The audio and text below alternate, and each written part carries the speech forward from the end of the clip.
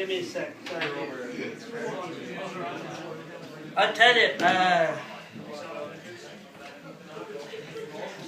I was trying to think of a witty retort when Gary was talking, but I have no idea what any of those things were.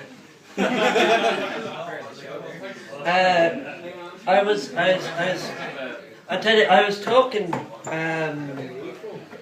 the other day to my mother, right? She's everything to me. I was talking the other day to my mother, right?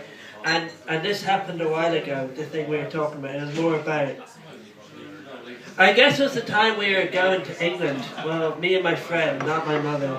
My friend and I, we went to England. And I'll tell you why. The most important reason why we went to England was because we were going to see this folk singer. And the folk singer is called Martin Carthy. And for those of you who don't know, or for those who aren't listening, Martin Carthy is the oldest man in the world.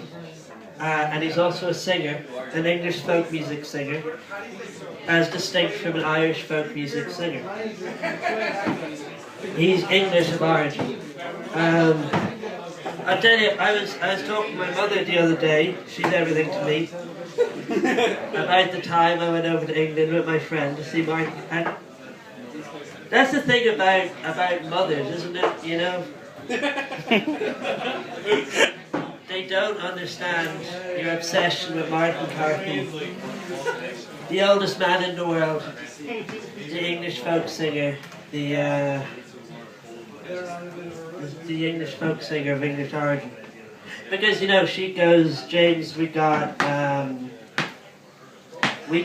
music here, James.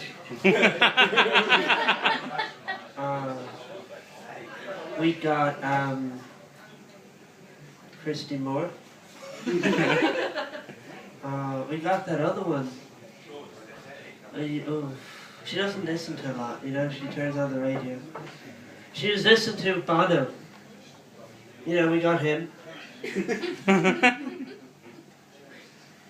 She was, we got the other one. He's dead now, so you couldn't see him, but you can, you know, I hear what they do now, James, is they, you know the way when you speak, it goes away? Like right now, everything I say, once I stop saying it, you can't hear it anymore. Well, the way it works now, James, is that they, I don't know how they do this. But the way it works is, James, you plug these things in, right? And somehow you can hear what people have said previously, but you can hear it now, or tomorrow. Like you could be eating your tea, and you could switch on the voice, and you know. So say you want to hear a song by that fella, Bono. You know, his voice is there, with all the music right behind it. So the point is, James, you don't have to go all the way over to England, she says, just to hear a voice. We have him. We have. I'm speaking right now, James. And I said, that's not the point, Mother. And she goes, is the point that he's English? Because I don't agree. I don't approve. You know, we have all the Irish ones here. All the Irish people. You know, we got your grandfather. And the other one, we have Sean Lemass. Now he's dead, right, James? And I know you're going to say you can't see a dead person. But you know what they can do now? It's like the way when someone leaves or changes their appearance, you can't see how they used to look. You know? So say right now I go away or alter my appearance drastically. You don't know what I used to look like. I used to look different, yeah? But right, if we get you down on paper, we can do that again. If you know what I mean. You know? So that's not the point, but it's because when we have these pictures, they're called these paper drawings of all of them. Podrick Pierce. He's right behind you, James. He's looking at you. Michael Collins. He follows you. Some of them move, I hear. Along with their voice. Simultaneously. The things they can do. I go, that's not the point, Mother. I could look at a picture, or I could listen to the voice. But that wouldn't be it, would it, Mother? The point, I said to her, was to go over to England to experience Martin Carthy as he is. And hopefully, as he is dying in front of my eyes. Because if I'm perfectly honest, the only reason I talk to anyone over a certain age is to see them die in front of me. If they're sick, I'll talk to a sick person as well, you know? I hear a cough, and I'm over there like a shot.